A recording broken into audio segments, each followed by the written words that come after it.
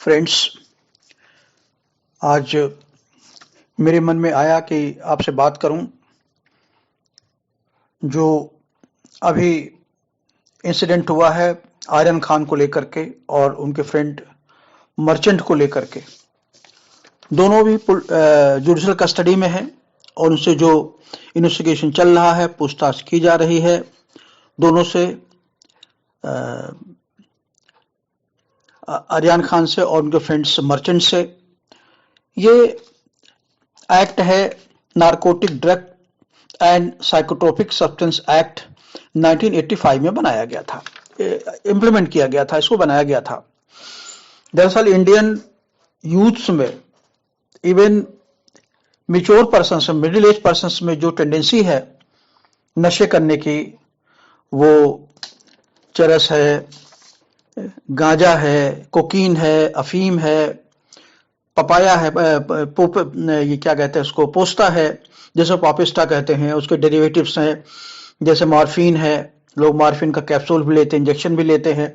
तो ऐसे में आप देखिए बॉम्बे की पुलिस एक मूवमेंट चला रही, अभियान चला रही है और उसी में बराबर वो कई सालों से ट्रैप कर रही है। और उसमें अभी जो पकड़ा गया है आर्यन खान को और उनके फ्रेंड को, उसका पूरा नाम मुझे नहीं याद है, मर्चेंट नाम उसका है, अरबाज खान जैसा कोई नाम होगा। तो ये 8 लोगों को पकड़ा गया था और 8 लोगों के बारे में कुछ नहीं बताया, लेकिन जो पोजीशन में आया, जो प्रोहिबिटेड ड्रग है, जो कोकीन है, अफीम है, एक्चुअली 3 ड्रग्स पर पुलिस ने FIR लॉन्च किया है, इन्वेस्टिगेशन कर रही है। वो है कोकीन जो 2.6 ग्राम है, जबकि परमिसिबल लिमिट है 2 ग्राम कंजम्पशन की। दूसरा है MDMA, MDMA को कहते हैं मिथिलेन डाइऑक्सी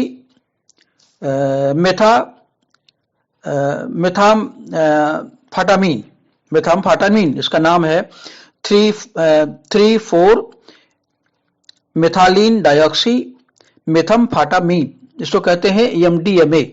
तो MDMA 0.5 ग्राम की लिमिट है, उसके ज्यादा पकड़ा गया उनके पास। और तीसरा है चरस जो 100 ग्राम है, इससे ज्यादा पकड़ा गया।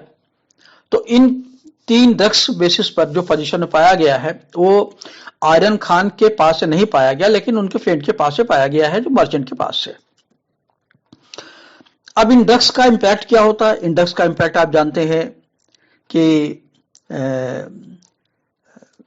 नर्वसनेस होती है, नींद नहीं आती है, आदमी का दिमाग ब्लर कर जाता है, तरह तरह का रिएक्शंस उसके ऐसे होते हैं जो अबनॉर्मल होते हैं, जो उसके लिए भी और सोसाइटी के लिए भी फेटल होता है। इरिटेटेड होता है, नौजिया हो जाता है, एपेटाइट, भूख नहीं लगती है, और ये विजन उसका ब्लर्ड हो जाता है, दांत खिंचाता है, इनवॉल्युंटरी टीथ क्लिंजिंग कर देता है, मसल कड़े हो जाते हैं उसके, बहुत सारी प्रॉब्लम आप देखेंगे, देखने से ही पता लग जाता है कि कोई आदमी नशा करता है या नहीं करता। नशे का तो कभी कभी आप देखिए, मैंने देखा है कि लोग छोटा सा सांप पाल करके कटाते हैं, इतना लोग एडिक्टेड हो जाते हैं। तो ये बहुत डेंजरस ट्रेंड हमारी सोसाइटी के लिए है। खास तौर से पंजाब में आपने देखा, पंजाब बॉम्बे, दो जो पिक्चर भी आई थी, उड़ता हुआ पंजाब, ऐसी कोई पिक्चर आई थी, उसमें दिखाया गया था कि क्या लेवल ऑफ एडिक्शन हो चुका है हमारे यूथ में। उससे निपटने के लिए एक्ट 1985 में बनाया गया है। तो इसमें जो जैसे कोका लीफ है, मैंने बताया आपको, कनाबिस है जिसको गांजा कहते हैं, और ये ओपियम है, अफीम, पोस्ता है, पॉपी इस्टा कहते हैं इसको, तरह तरह के नाम दिए गए हैं। जब आप सेक्शन 2 खोलेंगे उसमें बहुत सारे प्रोविजंस है, सेक्शन 2 10 8 है, 9 है, 10 है, 11 है, डिफरेंट कैटेगरीज ऑफ जो एडिक्टेड मटेरियल्स है वो डिफाइन किए गए हैं। अब ये हमारे सामने, अब ये हम ये नहीं आपको बताना चाहते हैं कि क्या क्या मटेरियल या कौन कौन से प्रोडक्ट एडिक्टेड मटेरियल्स होते हैं, कौन कौन से प्रोहिबिटेड है, तो आप जानते हैं सेक्शन 2 में डिफाइन किया गया है। हमारा बेसिक कंसर्न आज का ये है कि जो प्रोसीडिंग चल रही है आर्यन खान के खिलाफ और मर्चेंट के खिलाफ, वो NDPS एक्ट में कैसे चल रही है और किन प्रोविजंस में चल रही है और उनका फेट क्या होगा। जब हम मेन प्रोविजन पे आए, इसके पहले आप समझ लीजिए कि हमारा पूरा लॉ डिराइव होता सीआरपीसी से और आईपीसी से। जहां आईपीसी में जो डिफाइन नहीं हो पाता अलग से लॉ बनता है, जैसे प्रिवेंशन ऑफ करप्शन एक्ट है, डाउरी प्रोविजन एक्ट है, workman of protection of work में वीमेन ऑन प्लेसेस एक्ट है, और इस तरीके से प्रोटेक्शन ऑफ चिल्ड्रन एक्ट है। ये सब वो ऑफेंसेस हैं। डोमेस्टिक वायलेंस एक्ट है, एट्रोसिटीज एक्ट है 1989 का, प्रोविजन और एट्रोसिटीज एक्ट है। ये सारे एक्ट्स बनते हैं जो क्लासिफिकेशन हम इंडियन पिनल कोड में नहीं कर पाते, क्योंकि इंडियन पिनल कोड तो पुराना 1860 का बना हुआ है।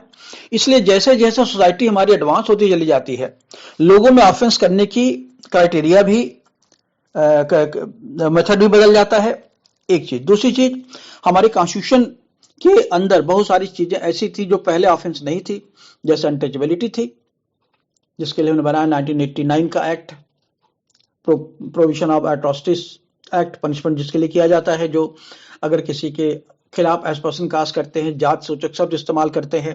ये समय समय पर नए एक्ट बनते हैं। उन्हीं एक्ट में से ये भी एक्ट है कि जो हमारे यूथ में जो यंगस्टर्स हैं, उनमें जो एडिट करने की टेंडेंसी बन रही है, उनको रोका कैसे जाए।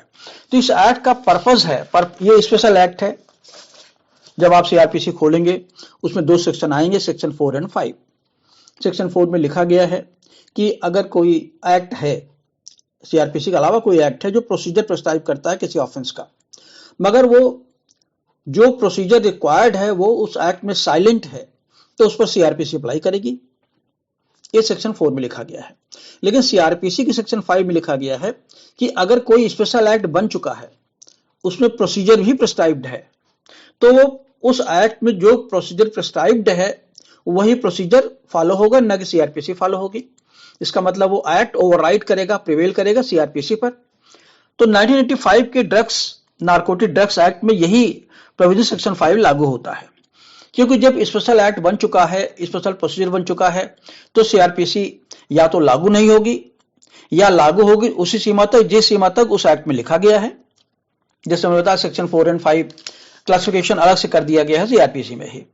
अब ये जो narcotic drugs and psychotropic substances act है, उसमें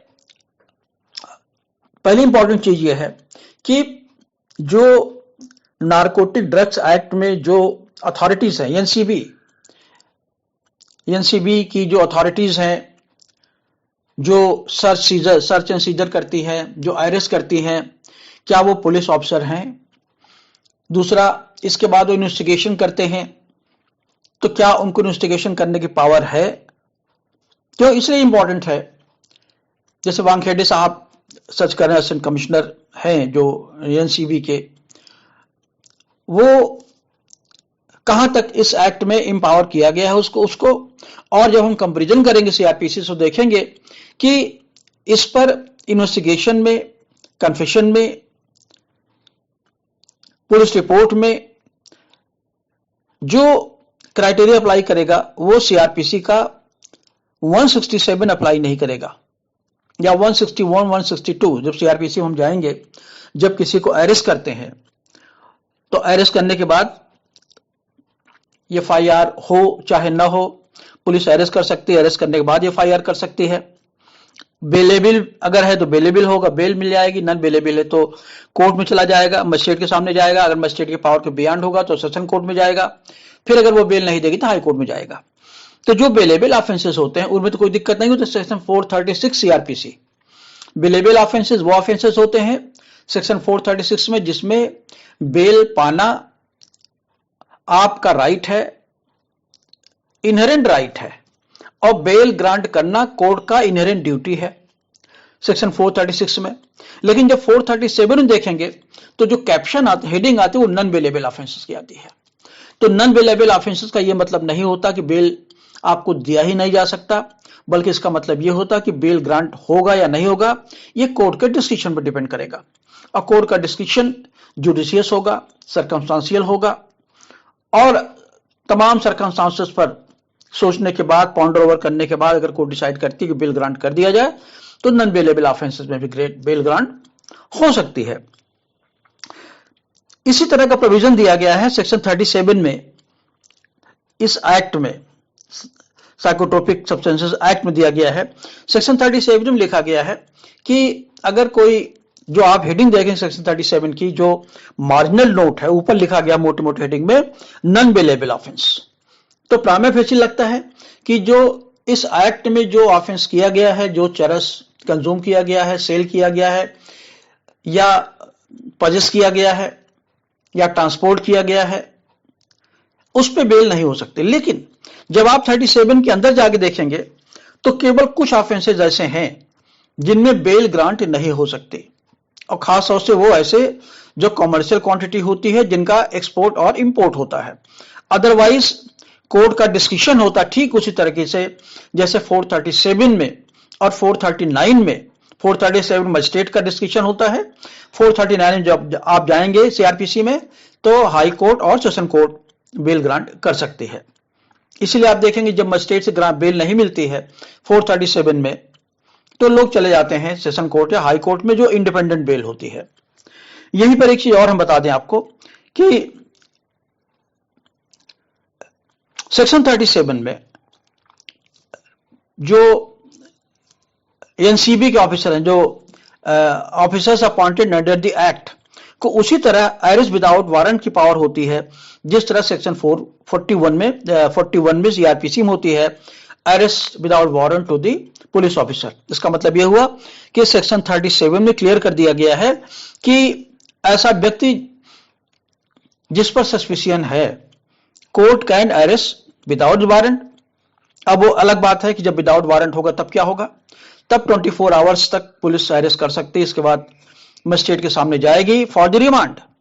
ठीक उसी तरीके से जैसे 167 सीआरपीसी में रिमांड के लिए जाती थी अरेस्ट करने के बाद पुलिस, और अगर मजिस्ट्रेट जो 167 में लिखा गया है in any custody as it deems fit, ये नहीं लिखा गया है कि रिमांड देगी नहीं देगी, क्योंकि रिमांड वर्ड का तो यूज ही नहीं किया गया सीआरपीसी में, कहीं नहीं यूज किया गया है।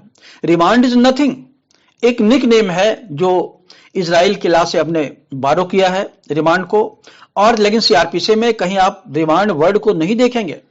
रिमांड वर्ड सीआरपीसी में आएगा सेक्शन 209 में और 309 में, वो भी जुडिशियल रिमांड होती है। तो पुलिस रिमांड जैसे कोई चीज होती ही नहीं। 209 वहां अप्लाई करती जहां पर मजिस्ट्रेट कोई संज्ञान लेता है और उसको कमिट कर देता है ऊपर की कोर्ट को, उसे कहते हैं जुडिशियल रिमांड। और सेक्शन 309 में है जब ट्रायल चलता रहता है, अक्यूज जेल में होता है, जेल के बाहर जब कोर्ट में पेशी के लिए उसको लाते हैं तो हो सकता है उस दिन केस की सुनवाई न हो, कोर्ट में हड़ताल हो जाए या जज न बैठे, तो ऐसे केसेस में एक ऑर्डर मजिस्ट्रेट या उसके ऑफिस से पास होता है कि मजिस्ट्रेट पास करेगा कि हम आज सुनवाई नहीं कर पाएंगे या टाइम नहीं मिल पाया, तो accused shall be in remand, judicial remand कहते हैं उसको, मतलब जेल में रहेगा। इसका मतलब ट्रायल के प्रोसीडिंग चल रही है और वो रिमांड मजिस्ट्रेट को पावर होती है, सेशन कोर्ट को पावर होती है 15 दिन तक के देने की। तो सीआरपीसी में सेक्शन 209 और 309 में दो प्रोविजन है जहां जुडिशियल रिमांड वर्ड आया है, और सेक्शन 167 में पुलिस रिमांड वर्ड जैसी कोई चीज होती ही नहीं है, क्योंकि सेक्शन 167 सीआरपीसी में लिखा गया है as magistrates deem fit such custody as magistrates deem fit. तो इसका अर्थ क्या हुआ कि अक्यूज जुडिशियल कस्टडी में रहेगा या पुलिस कस्टडी में रहेगा, ये डिसाइड करेगा मजिस्ट्रेट। ध्यान रखिएगा, कॉग्निजेंस लेने की पावर केवल मजिस्ट्रेट में होती है, 193 से क्लियर हो जाता है, और मजिस्ट्रेट संज्ञान केवल 199 के जो ऑफेंसेस होते हैं जिसमें अगेंस्ट वीआईपी डिफेमेशन होता है, केवल उसी का संज्ञान सेशन कोर्ट ले सकता है। बाकी जितने ऑफेंसेस हैं पहले उसका संज्ञान मजिस्ट्रेट लेगा। मजिस्ट्रेट जब संज्ञान लेने के बाद अगर लगेगा कि हमारी ये जुरिडिक्शन के बियॉन्ड है, ये पनिशेबल बाय सेशन कोर्ट है, तब उसे कमिट कर देती है अंडर सेक्शन 209 में, साहब मैं आपके पास भेज रहा हूं उस केस को, क्योंकि हम इसका ट्रायल नहीं कर सकते हैं। अदरवाइज तो यहां भी देखेंगे कि जब ये आर्यन का केस गया था तो मजिस्ट्रेट, मेट्रोपोलिटन मजिस्ट्रेट कहते हैं बॉम्बे में, सेक्शन 6 में जो क्लासिफिकेशन किया गया सीआरपीसी में सेक्शन वो है, और सेक्शन 29 में पावर दी गई है मजिस्ट्रेट की। तो हमारे यहाँ मजिस्ट्रेट की फर्स्ट क्लास की या सेशन कोर्ट मेट्रोपोलिटन मजिस्ट्रेट की पावर होती है, आप देखेंगे section up to the 3 years jail देने की, और सीजीएम की पावर होती है जिसको कहते हैं चीफ मेट्रोपोलिटन मजिस्ट्रेट बॉम्बे में, उसकी पावर होती है 7 इयर्स तक की देने की मैक्सिमम। लेकिन जब इस एक्ट में हम आते हैं तो सजा 7 साल से कम होती ही नहीं है। अभी आगे आप देखेंगे जब पढ़ेंगे एक्ट को लेकर के। तो ऐसे केसेस में बेल वही देगा जिसको पनिश करने की पावर हो, क्योंकि ये एक्ट स्पेशल एक्ट है और स्पेशल एक्ट को बनाया ही गया है कि पनिश करने के लिए ऐसे ऑफेंसेस को जो रिलेटेड टू दी एडिक्शंस हैं, जैसे मान लो गांजा भांग मैंने बताया आपको लेकर के। तो ऐसे में मेट्रोपॉलिटन मजिस्ट्रेट जो एडिशनल मेट्रोपॉलिटन, उसने कहा हम बेल नहीं दे पाएंगे क्योंकि हमारे जुरिडिक्शन के बियॉन्ड है। अब जब जाता है वो स्पेशल कोर्ट में जाता है, सेशन कोर्ट के जो इक्विवेलेंट होती है, तो सेशन कोर्ट, इसमें स्पेशल कोर्ट बनती है। हर एक्ट में लिखा गया है स्पेशल कोर्ट के बारे में कि आप देखें जितने भी एक्ट बने हैं सब में स्पेशल कोर्ट होती है। स्पेशल कोर्ट में जब ये गया तो that is equivalent to the session court, the additional session जज। तो उसने कहा कि हम आपको बेल नहीं दे सकते क्योंकि आपके पोजीशन में ये ड्रग्स पाए गए हैं। अब क्वेश्चन ये है कि जब पोजीशन में पाया गया मर्चेंट के, आयरन की पोजीशन में तो पाया नहीं गया है, तो क्यों बेल नहीं दिया? तो यहां पे ध्यान देने की बात है, पोजीशन की डिफिनीशन जब आप देखेंगे, सामान की डिफिनीशन में, जूरिस्प्रूडेंस में देखेंगे, तो पोजीशन का मतलब does not mean factual position. Position means also the, there should also the element of intention and knowledge. तो यहां पे क्या था, दोनों साथ पाए गए, दोनों साथ बैठे थे, 8 लोग थे जिसमें इन दोनों में से एक के पास पाया गया, मर्चेंट के पास। तो अब पोजीशन जब हो गया, जैसे 2 आदमी बैठे हैं, एक आदमी दारू पी रहा है, दूसरा आदमी मजा ले रहा है, तो that is constructive position and knowing position. जैसे 3 आदमी कार में जा रहे हैं, एक आदमी चरस खा रहा है, दूसरा आदमी चरस का पैकेट लेकर बैठा या नहीं बैठा हुआ है, तो आप अजूम क्या करेंगे? अजूम या प्रजूम यही करेंगे कि वो आदमी इसी पार्टी का पार्ट है। तो that is not a constructive position and knowing position. Position word use किया गया है एक्ट में, इसका मतलब होता है नोइंग पोजीशन, नोइंगली पोजीशन। और जब आप सेक्शन 35 पढ़ेंगे एक्ट का, तो उसका मतलब ये होता है कि जब पोजीशन में आएगा, जब किसी पोजीशन में पाया जाता है, तो इसका मतलब होता है कि वो पोजीशन कॉन्स्ट्रक्टिव होगा, दूसरे को भी नॉलेज थी। ठीक उसी तरीके से जैसे सेक्शन 34 आईपीसी है, कॉमन इंटेंशन जैसे होता है, उसी तरीके से कॉन्स्ट्रक्टिव पोजीशन भी होता है, फैक्चुअल पोजीशन। तो जब पोजीशन में पा गया और दोनों साथ रह, बैकग्राउंड देखिए, हमेशा दोनों साथ रहते थे, एक कार में पहले भी दोनों घूमते थे, और नशा करने का बैकग्राउंड दोनों का था, लेकिन पकड़े नहीं जा रहे थे। तो ऐसे में जब क्रूज पर पुलिस को क्लू मिला, एनसीबी क्लू मिला कि अब यहां ये एडिक्टिव मटेरियल लेके आने वाले हैं, तो वहां उनको पकड़ लिया उसके पोजीशंस में। तो दैट वाज नोइंग पोजीशन। तो माना जाएगा कि वो कंस्ट्रक्टिव पोजीशन आर्यन खान का भी था। और जब ऐसा पोजीशन पाया जाता है, तो ये बर्डन ऑफ प्रूफ, इसे कहते हैं culpable mental state.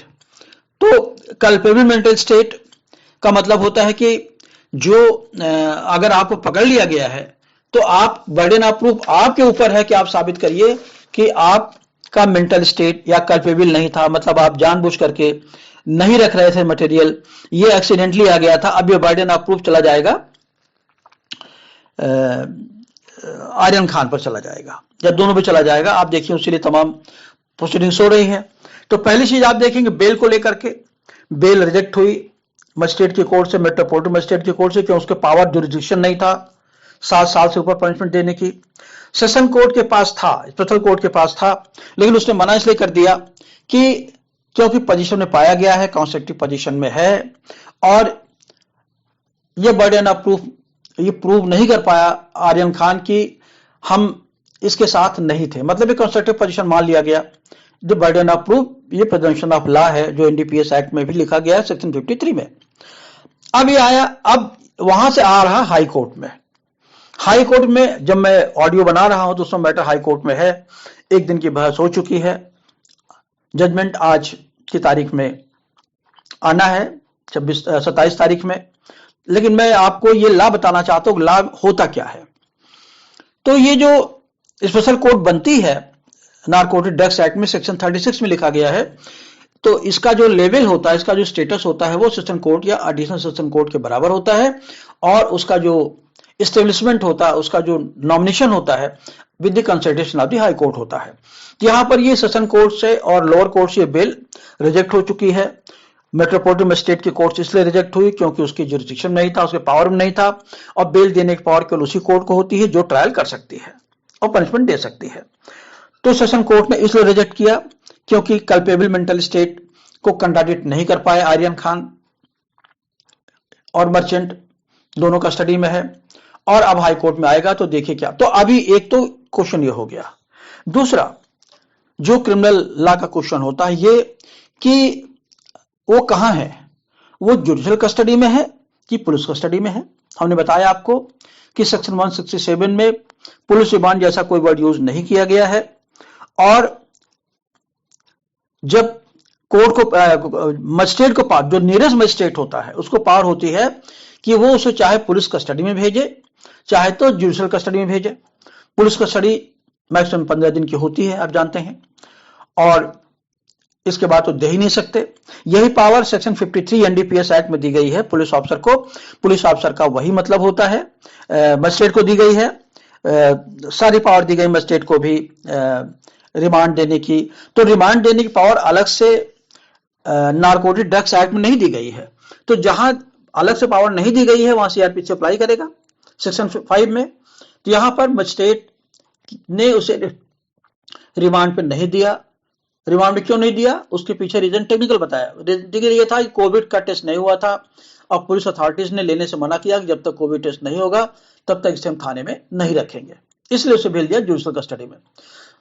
Judicial custody मतलब होता है जेल या जेल के पैरेलल कोई बॉडी, ले जहां पुलिस का डायरेक्ट इंटरवेंशन ना हो। जब आप इन्वेस्टिगेशन करेंगे तो कोर्ट की जनरल परमिशन लेकर करेंगे। जबकि पुलिस कस्टडी जो होती है दो तरीके की होती है। एक तो होती है पुलिस कस्टडी फॉर 24 आवर्स जिसमें एब्सोल्यूट कस्टडी होती है। दूसरा police custody on the order of the nearest magistrate, और वही जो police custody on the order of magistrate होती है उसे वो कहते हैं पुलिस रिमांड, जबकि रिमांड वर्ड यूज नहीं किया गया, मैंने आपको पहले बता दिया। तो इस समय आर्यन खान और उसका दोस्त इस समय बंद है, या उसके जो 8 फ्रेंड्स हैं वो बंद हैं जेल में, पुलिस कस्टडी में नहीं है, वो है जुडिशियल कस्टडी में। जैसा मैंने बताया आपको लेकर 15 दिन ज्यादा 15 दिन तक की कस्टडी दिया गया है। इसके बाद अगर और जेल में रखना होगा तो कोर्ट की परमिशन फिर से लेनी पड़ेगी। और ये प्रोविजन 167 सीआरपीसी के अलावा भी आप देखिए सेक्शन 36A में दिया गया है मजिस्ट्रेट को एक्ट में। लेकिन हम यहां सेक्शन इसलिए कोट नहीं करेंगे क्योंकि आप कंफ्यूज करेंगे, हम मोटी मोटी बातों पर आ रहे हैं। तो इस समय अब ये क्वेश्चन ये है कि बेसिस क्या है, क्यों उसको अरेस्ट किया गया है। तो आप ये देखेंगे सेक्शन, जिस तरह सेक्शन 93 से 100 में 101 से 105 में 4 में सीआरपीसी पुलिस को पावर होती है सर्च एंड सीजर की on the order of the magistrate, या कभी कभी 24 घंटे तक तो खुद ही इन्वेस्टिगेशन कर रहा है, तो खुद ही वो सर्च कर रहा है, उसको लगता है कि अक्यूज भाग जाएगा। तो यहां पर जो सर्च एंड सीजर किया गया है वो on the order of the magistrate का वारंट था। सेक्शन 41 में एक्ट में पावर दी गई है, और पुलिस को सर्च एंड सीजर करने की पावर दी गई है 43 से लेकर के 44 सेक्शन में इस एक्ट के। और पुलिस को अरेस्ट करने की पावर वही है, जैसे मैंने बताया आपको कि जो सीआरपीसी में दी गई है 41 में, वैसे सेक्शन 53 में एनडीपीएस एक्ट में पुलिस को अरेस्ट विदाउट पावर की दी गई, बाकी प्रोविजन अप्लाई कर रहे हैं, जैसे मैंने बताया आपको लेकर के। तो दो चीज हो गया, एक तो एनडीपीएस का स्पेशल एक्ट है, स्पेशल कोर्ट बनी है। स्पेशल कोर्ट मैंने बताया सेक्शन 36 में वही कोर्ट होती है, उसी लेवल की कोर्ट होती है जो सेशन कोर्ट होती है। तो सेशन कोर्ट से जमानत रिजेक्ट हो गई है, लोअर कोर्ट से मतलब मजिस्ट्रेट मेट्रोपॉलिटन मजिस्ट्रेट से रिजेक्ट हो गई है, अब हाई कोर्ट पेंडिंग है। अब हाई कोर्ट पेंडिंग कहां पर है, हाई कोर्ट की जो बेल जब जाएंगे, देखिए सेशन कोर्ट में जब आप एनडीपीएस एक्ट में जाएंगे तो सेक्शन 36 से कवर हो जाएगा बेल, क्योंकि पावर सेशन कोर्ट को है, दे या न दे। लेकिन जब हाई कोर्ट में आएंगे तो हाई कोर्ट में जब आ जाएंगे तो हाई कोर्ट में सेक्शन 439 अप्लाई करेगा। 439 वो सेक्शन है जो सेशन कोर्ट को भी और हाई कोर्ट दोनों को पावर दे रही है बेल देने की या न देने की। अब 439 में बेल अप्लाई जब होगी तो हाई कोर्ट डिसाइड करेगा, आज या कल में जब भी डिसाइड करे बेल दिया जाए या न दिया जाए। बेल कंडीशनल भी हो सकती है, अनकंडीशनल भी हो सकती है। एक चीज और बता समझ लीजिए, जब बेल रिजेक्ट हुई है मेट्रोपॉलिटन मजिस्ट्रेट के यहां से स्पेशल कोर्ट में जब गई है, जो सेक्शन 36 में या सेशन कोर्ट में जब गई है, तो ये न तो अपील होती न तो रिवीजन होता है, क्योंकि अपील जब आप पढ़ेंगे सेक्शन 32 से लेकर के सेक्शन 385 सीआरपीसी में, अपील किसके खिलाफ होती है? Appeal is always against the judgment. Judgment क्या होता है? सीपीसी में डिक्री होती है, सीआरपीसी में जजमेंट कहते हैं उसको। जजमेंट कोर्ट का वो ऑर्डर या वो डिक्टम होता है जो डिसाइड किया गया मेरिट पर, दोनों पार्टीज को सुना गया है, चार्ज फ्रेम किया गया है, ट्रायल हुआ है, ट्रायल करने के बाद तभी जजमेंट होता है, अदरवाइज जजमेंट नहीं होता। और appeal is always against the judgment except, छोड़ दीजिए, सीआरपीसी में 107 से लेकर 115 तक जो प्रोविजन है, 124 प्रोविजन हैं जिसमें सूचना बॉन्ड्स के खिलाफ भी सेशन कोर्ट में अपील हो सकती है। अदरवाइज सीआरपीसी में कहीं भी अपील नहीं होती अगर वो जजमेंट मेरिट पर डिसाइड नहीं किया गया है। तो इसका मतलब सीआरपीसी में इंटरिम ऑर्डर तो हो ही नहीं सकता। जो ऑर्डर होगा या तो मेरिट पर होगा या इंटरिम ऑर्डर जगह पर बेल का प्रोविजन दिया गया है।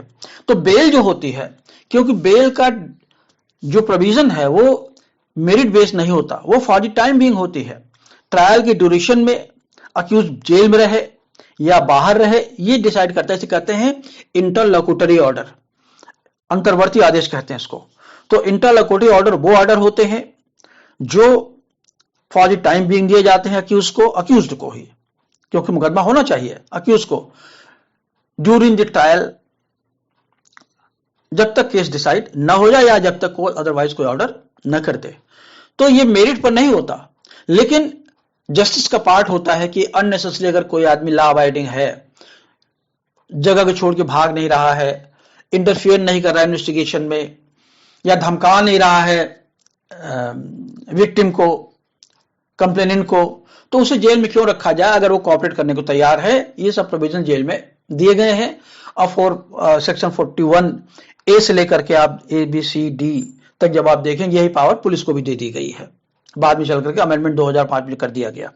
तो यहां पर अब आपने ये देखा कि जो बेल दी जाए न दी जाए, अब ये जो एनसीबी के जो डायरेक्टर हैं, जो असिस्टेंट कमिश्नर ऑफ पुलिस हैं वानखेड़े साहब, समीर वानखेड़े, उनका कहना यह है कि प्रोसिक्यूशन की साइड से कि ये दे कैन इंटरफियर, और बेल तभी नहीं आ सकती जब अक्यूज चाहे जेल में रह करके, जेल से बाहर रह करके वो इन्वेस्टिगेशन में किसी तरह का इंटरफियर नहीं करेगा, धमकाएगा नहीं, पेपर को टेंकर नहीं करेगा, छेड़छाड़ नहीं करेगा, पॉलिटिकल मिसयूज नहीं करेगा। और एक ग्राउंड बन रहा है जो नवाब मलिक का स्टेटमेंट है वानखेड़े के खिलाफ, ये सर्टिफिकेट फर्जी है, ये सब है, ये प्ली है, ये भी लिया जा रहा प्ली। देखिए ये अभी से इन्वेस्टिगेशन को इन्फ्लुएंस करने की कोशिश करने लगे हैं, इसलिए ऐसा लगता है हाई कोर्ट भी बेल उसको नहीं देगी।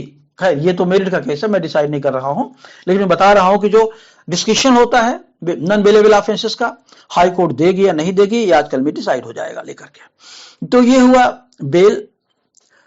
रिवीजन भी इसका नहीं होता बेल का, क्योंकि बेल इंटरलोक्यूटरी ऑर्डर है। रिवीजन इंटरलोक्यूटरी ऑर्डर का नहीं होता, जैसे 397 में आप देखेंगे, 398, 399 में देखेंगे, अगर ऑर्डर इंटरलोक्यूटरी है तो वो रिवीजन केवल फाइनल ऑर्डर का होता है। इस तरह अपील भी केवल फाइनल जजमेंट की होती है। तो ये अब ये तीनों बेल की जो सिस्टम्स अलग अलग है। हमने पहले बेल फाइल किया मेट्रोपॉलिटन कोर्ट में, दूसरी बेल फाइल किया, ठीक है, कुछ पॉइंट्स वहां से नीचे वाली बेल में जो पिटीशन उससे उठाए हमने, या पूरे पॉइंट वही उठाए, कुछ अलग तो होना चाहिए, क्योंकि बताना पड़ता है कि नीचे कोर्ट ने आपको बेल क्यों नहीं दिया। तो क्लियर कट रीजन था, उसके पास जुरिसडिक्शन नहीं था। फिर आप सेशन कोर्ट गए, मतलब स्पेशल कोर्ट गए, सेशन 36 जो अपॉइंट की गई थी उसने भी मना किया। उसने मना किया कि प्रिजम्पशन है, जो मेंटल बर्डन है वो कंट्ररी नहीं हो पाया आर्यन खान की तरफ से, ये नहीं साबित कर पाया कि हम इसमें इन्वॉल्व नहीं है या मेरे पोजीशन में नहीं था। पोजीशन में कंस्ट्रक्टिव पोजीशन, दोनों का साथ पोजीशन था। अब हाई कोर्ट में प्ली लेंगे, कैसे अलग है वो, कैसे डिफ्रेंशिएट करेंगे कि उनको सेशन कोर्ट से जो बेल नहीं मिली है वो कैसे अब मिले, क्या अंतर होगा दोनों में, ये डिपेंड करेगा आर्गुमेंट्स के बाद। इतनी चीजें तो क्लियर हो गई। अब तीसरी चीज हमारे सामने आती है power of confession.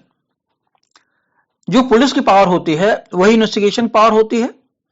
Section 53 onward देखेंगे अगर आप ये स्पेशल एक्ट में, तो इन्वेस्टिगेशन सारी पावर वही होती है। और सेक्शन 161, 162 से लेकर के 163 तक जो प्रोविजन है सीआरपीसी में पैरेलल प्रोविजन है और इसमें नहीं दिए गए खुल करके, लेकिन इसका मतलब वही अप्लाई करेगा सेक्शन 167, 164, 163, 162 जो सीआरपीसी में दिए गए हैं। इन्वेस्टिगेशन में पूछताछ कर सकती है। जब इन्वेस्टिगेशन 162 में होता तो आप जानते हैं कि वो अक्यूज से भी इंट्रोगेट करती है और विटनेसेस को भी करती है। तो विटनेसेस में आपने देखा कि एक विटनेस पलट गया, उसने कहा कि आर्यन खान वसूली कर रहे थे। ये सब होता रहता है कोर्ट में। ये कोर्ट डिसाइड करेगी कि कहां तक जो उसने पलटी मारी है वो कहां तक मेरिट पर है, कहां तक इलीगल है, अनवांटेड है। ये सब डिसाइड करने की बात है कोर्ट को लेकर के। एनीवे, कोर्ट का इन्वेस्टिगेशन अभी चल रहा है। कोर्ट का इन्वेस्टिगेशन क्वेश्चन ये है कि जो कन्विक्शन रिकॉर्ड करती कोर्ट में इसको इन्वेस्टिगेशन की ड्यूरेशन में उसकी लीगल एफिकेसी क्या है। क्योंकि आप देखेंगे कि कन्फेशन सेक्शन 25 में एक प्रोविजन है एविडेंस एक्ट में। सेक्शन 25 में कहा गया confession before police officer is not provable in the court या बिफोर एनी अथॉरिटी। 25 में कहा गया है, तो यहां पर 25 अप्लाई करेगा। अब ये क्वेश्चन ये है कि क्या एनडीपीएस के जो ऑफिसर्स हैं, पुलिस ऑफिसर हैं। सेक्शन 53 एनडीपीएस एक्ट में लिखा गया है कि जो पुलिस ऑफिसर्स हैं they have power like that of A ordinary police officer under CrPC. तो जब वो पुलिस, अच्छा अब क्राइटेरिया क्या है, मान लीजिए ना भी लिख तो क्या होता। तो तमाम जजमेंट कंफ्यूजिंग आते हैं, हाई कोर्ट के आते हैं। जितने जजमेंट हाई कोर्ट होते बड़ा कंट्राडिक्टरी होते हैं। एक स्टेट का हाई कोर्ट कुछ और कहता है, दूसरे स्टेट का हाई कोर्ट कुछ और कहता है। लेकिन पैरामीटर क्या है, जब आप सेक्शन 25 देखेंगे कि क्या कन्फेशन बिफोर पुलिस ऑफिसर है या नहीं है, तो हमें ये देखना होता है कि क्या जो कन्फेशन किया गया है, जिसके सामने किया गया है, वो पुलिस ऑफिसर की कैपेसिटी में है कि नहीं है। केवल पुलिस ऑफिसर की वर्दी पहनने से कोई पुलिस ऑफिसर नहीं बन जाता। जब तक सीआरपीसी में या उस पार्टिकुलर एक्ट में, जैसे मैंने कहा सेक्शन 53 एनडीपीएस एक्ट में, उसे पुलिस की पावर दी गई है। पुलिस की पावर क्या होती है? पुलिस की पावर डिसाइड करने के पीछे दो पैरामीटर होते हैं। पहला तो ये कि क्या उस अथॉरिटी को, उस ऑफिसर को इन्वेस्टिगेशन करने की पावर है या नहीं है, एक थी। यही नहीं, दूसरा भी होना चाहिए, दोनों साथ होना चाहिए। अगर इन्वेस्टिगेशन करके पुलिस रिपोर्ट प्रिपेयर करता है तो क्या वो पुलिस रिपोर्ट को लेकर के संज्ञान के लिए मजिस्ट्रेट के सामने या कोर्ट के सामने जा सकता है कि नहीं जा सकता। प्रोसिक्यूशन करने की पावर पुलिस को है या नहीं है। सीआरपीसी में तो है। आपने देखा कि इसके बाद जब इन्वेस्टिगेशन होता है 164 में, फिर मजिस्ट्रेट के सामने कन्फेशन रिकॉर्ड होता है। इसके बाद वो संज्ञान मजिस्ट्रेट लेती 190 में, मजिस्ट्रेट के सामने भेजता है। इसके बाद चार्ज फ्रेम होता है। ये सब पुलिस करती है। चार्जशीट पुलिस ही बनाती है, जिसे कहते हैं पुलिस रिपोर्ट। तो अगर ये पावर एनडीपीएस में सेक्शन 53 में पुलिस ऑफिसर को है, तब तो पुलिस ऑफिसर है। और ये पावर है चूंकि सेक्शन 53 एनडीपीएस एक्ट में, इसलिए पुलिस ऑफिसर जो वानखेड़े होंगे, जो असिस्टेंट डायरेक्टर हैं जो एनसीबी के, he is a police officer under section 53। उनका वही स्टेटस होगा जो एक पुलिस ऑफिसर का होता है अंडर सीआरपीसी। और इसीलिए सेक्शन 25 एविडेंस एक्ट उन पर अप्लाई करेगा और उनके सामने दिया गया कोई स्टेटमेंट एडमिसिबल कोर्ट के सामने तब तक नहीं होगा जब तक कोरोबोरेटिव ना हो। ध्यान रखिएगा, police confession before police officer का मतलब नहीं होता कि कन्फेशन बिल्कुल ही इनवैलिड हो जाता है। अगर कोई कोरोबोरेशन है, जैसे मान लीजिए आपने रिकॉर्ड किया पुलिस के सामने कोई कन्फेशन, दो लोग कह रहे हैं नहीं हाँ ये सही है, तो कोर्ट मानेगी उसको, उस कन्फेशन को वैलिड मान लेगी, लीगल मान लेगी। क्योंकि जो टर्मिनोलॉजी उसकी 25 में confession before police officer, it means confession only before police officer, वो वैलिड नहीं होती, वो रेलिवेंट नहीं होती, वो प्रूवेबल नहीं होती। लेकिन जब दो लोग कोऑपरेट कर देंगे, तीन लोग कर देंगे, विटनेसेस कर देंगे, हाँ ये ऐसा इसने कहा था, ये स्टेटमेंट सही है, पुलिस सामने जो दिया गया था, तो वही स्टेटमेंट 25 में आप देखेंगे सेक्शन 136 एविडेंस एक्ट में एडमिसिबल हो जाएगा। क्योंकि 136 में कोई स्टेटमेंट या कोई फैक्ट जो एविडेंस एक्ट के सेक्शन 5 से लेकर 55 में दिया गया है, जिससे रेलिवेंट फैक्ट बोलते हैं, वो तभी एडमिसिबल होता है जब सेक्शन 136 में कोर्ट के सामने स्पेसिफिकली रेलिवेंट हो। यहां रेलिवेंट और स्पेसिफिक रेलिवेंट, ध्यान रखिए, दो वर्ड यूज किया। तो सेक्शन 5 to 55 एविडेंस एक्ट में जनरल रेलिवेंसी की बात की गई है, लेकिन 136 में स्पेसिफिक रेलिवेंसी की बात की गई है। जब वो स्टेटमेंट या जो फैक्ट, वो कंडक्ट या मेंटल स्टेट अगर कोर्ट के सामने आती है सेक्शन 136 में, कोर्ट समझती है कि जो इवन 55 से 55 में भी जो फैक्ट दिए गए हैं अगर हमारे लिए रेलिवेंट नहीं तो रिजेक्ट कर देगी, उसको एडमिसिबल नहीं मानेगी। उसे एडमिसिबल तभी मानेगी जब वो समझेगी कि इनमें से फैक्ट्स हमारे काम के हैं। और यही नहीं, वो फैक्ट्स भी जो 5 to 55 में नहीं दिए गए हैं, कोर्ट उन्हें भी 136 में एडमिसिबल मान सकती है, क्योंकि हो सकता है ये कोर्ट के लिए स्पेसिफिकली रेलेवेंट हो और उस केस को आगे बढ़ाने में, डिसाइड करने में काफी हेल्पफुल हो। अब इसमें पनिशमेंट की बात आती है। पनिशमेंट काफी लंबा होता है, जहां 7 साल से तो कम हो ही नहीं सकता, और 2 लाख जुर्माने से लेकर के लाइफ इम्प्रिजनमेंट तक 20 साल तक पनिशमेंट हो सकता है। और अगर ये जो कंजम्पशन के अलावा जो अगर पनिशमेंट दिया गया है, जैसे सेल है, ट्रांसपोर्ट है, परचेज है, पोजीशन है, तो ऐसे में कम्यूटेशन भी नहीं होता सेक्शन 434 में। ठीक है, 432 से लेकर 434 तक जब आप सेक्शन पढ़ेंगे सीआरपीसी में, 432A पढ़ेंगे, तो जो कन्विक्टेड पर्सन होता है उसे गवर्नमेंट को उसे माफी देने की पावर होती है अंडर सर्टेन कंडीशंस। यहाँ हम डिटेल नहीं जा रहे हैं। तो ऐसे में ये पावर नहीं दी गई है अंडर एनडीपीएस, क्योंकि एनडीपीएस स्पेशल एक्ट है, इसलिए स्पेशल एक्ट अप्लाई करेगा और अक्यूज इंटाइटल नहीं है, एलिजिबल नहीं है उस माफीनामे का जो उसे 434 में या 434A में सर्टिफिकेट लेकर के मिलता। तो हमारा आज का जो लेक्चर है कंटेंट इतना ही था कि हम आपको थोड़ा सा बताएं कि जो एक्ट है वो कहां तक अप्लाई करेगा। तो ये एक्ट अप्लाई कर रहा है, बेल में भी लग रहा है, पनिशमेंट तो दिया ही गया है, कन्फेशन में भी जो पुलिस को कन्फेशन करने की पावर सेक्शन 53 में दी गई है, रिकॉर्ड करने की पावर, वो 25 एविडेंस एक्ट अप्लाई करेगा। और यहाँ पे 2 तरीके का पनिशमेंट होता है एक्ट में। एक तो प्रोबेशन भी दे देती है, अगर उसे लगती है सेक्शन 39 में दिया गया प्रोविजन डीपीएस एक्ट में कि जो अक्यूज्ड है वो रिलेटिवली इनोसेंट है और प्रॉमिस करता है कि हम जीवन में ऐसी गलती कभी नहीं करेंगे, या अगर वो जैसे जुवेनाइल जस्टिस एक्ट में दिया गया प्रोविजन, अगर वो सुधरने के लिए तैयार होता है और अगर कोई डेडली ऑफेंस नहीं है, हीनियस ऑफेंस तो हो ही नहीं सकता, ये पेटी ऑफेंसेस माना जाएगा, छोटा बच्चा करता है तो उसे छोड़ भी सकते हैं प्रोबेशन पर। प्रोबेशन समझते हैं कि धमकी दे करके, समझा बुझा करके, इस 61 सीआरपीसी में पावर दी गई है, वही पावर दी गई सेक्शन 39 एविडेंस ये एनडीपीएस एक्ट में। और बाकी चीज मैंने आपको बता दिया, इसमें और कोई चीज है नहीं इससे रिलेटेड। अब ये जो लिटिगेशन चलेगा, मुकदमा चलेगा, देखिए बर्डन ऑफ, हमने कहा बर्डन ऑफ मेंटल स्टेट, इसका मतलब जो पोजीशन है केवल वही तो बर्डन ऑफ प्रूफ अक्यूज पर अप्लाई करेगा। लेकिन जब आप ट्रायल पे जाएंगे तो ट्रायल पे बर्डन ऑफ प्रूफ का कोई इम्यूनिटी प्रोसिक्यूशन को नहीं मिलती, ऑर्डनरी लॉ अप्लाई करेगा। जब बर्डन ऑफ प्रूफ पर जाएंगे तो वही अप्लाई करेगा लॉ एविडेंस एक्ट का सेक्शन 101 से लेकर के 1, 2, 3, 4, 5। हाँ, बर्डन ऑफ प्रूफ जब अगर प्रूफ कर देगी, जब बर्डन ऑफ प्रूफ प्रोसिक्यूशन साबित कर देगा अपने साइड से 101 में हाँ मामला चलाया जाए, तो तमाम एविडेंस रखे जाएंगे 102 में। और 103, 105 जब आप देखें एविडेंस एक्ट में, तो उस अक्यूज को साबित करना पड़ता है, क्योंकि उसे ही पता होता है कि उसके नॉलेज में था या नहीं था। ये सब चीजें अभी चलेंगी जब मुकदमा, जब ट्रायल शुरू हो जाएगा।